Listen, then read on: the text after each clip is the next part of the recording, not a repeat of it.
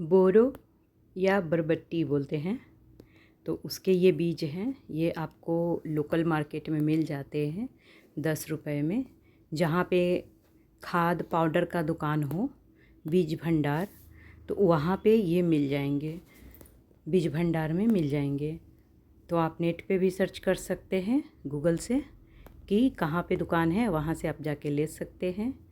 और इस तरह से हमने रात भर भिगो दिया है, आधा ही अभी मैं लगा रही हूँ। और बोरो इसलिए लगा रहे हैं कि अभी सितंबर का महीना चल रहा है, और मैंने जो जुलाई में लगाया था, तो जुलाई अगस्त 2 महीने के अंदर हम उसमें अच्छी फलियां आ रही हैं। तो 1.5 महीने में फलियां आने लगती हैं, मतलब फूल बन जाते हैं और उसमें फलियां भी आने लगती हैं। तो आप अभी भी लगाएंगे तो ये सितंबर भर आप लगा सकते हैं बीज को। तो इसलिए अभी फिर से हम दोबारा लगा रहे हैं। और पहले वाला पौधा हमारा AB मधु संगीत कला केंद्र में मैं आपको दिखाई ही हूँ, और उसमें जो फल आए हैं उसको भी दिखाई हूँ। तो खाद पहले तो जो भी हमारे पास, जैसे हमने बीज को तैयार कर लिया, अब इसमें हम लोग नीम खल्ली थोड़ा सा ले लेंगे खाद के रूप में।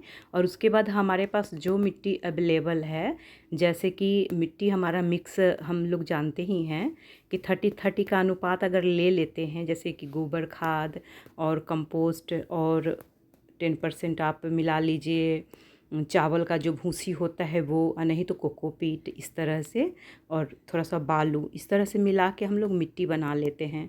तो मिट्टी बनाने के बाद आप इस तरह से कप जो हमारे रहते हैं, कभी कुछ प्रोग्राम हुआ घर में तो आते रहते हैं तो बच जाते हैं, तो उसी कप को हमने ले लिया है। तो उसमें पौधे उगाना बहुत आसान हो जाता है, क्योंकि सबको अलग अलग अपना स्पेस मिल जाता है। और इस तरह से हमने 2-2 एक में डाला है। उसके बाद पानी पटा देंगे, पानी पटा के और छाया वाले एरिया में रखेंगे, सेमी शेड एरिया में।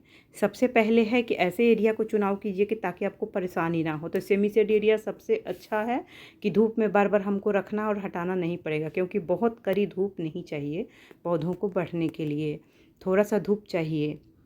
तो इस तरह से कर सकते हैं। और उसके बाद इसको पेपर से ढक दीजिए और ऊपर से कुछ हल्का सा रख दीजिए, लकड़ी वकड़ी या कुछ भी आपके पास गार्डन में जो अवेलेबल है। नहीं तो आप सूती कपड़े, पतले कपड़े जो होते हैं सूती, उससे भी ढक सकते हैं।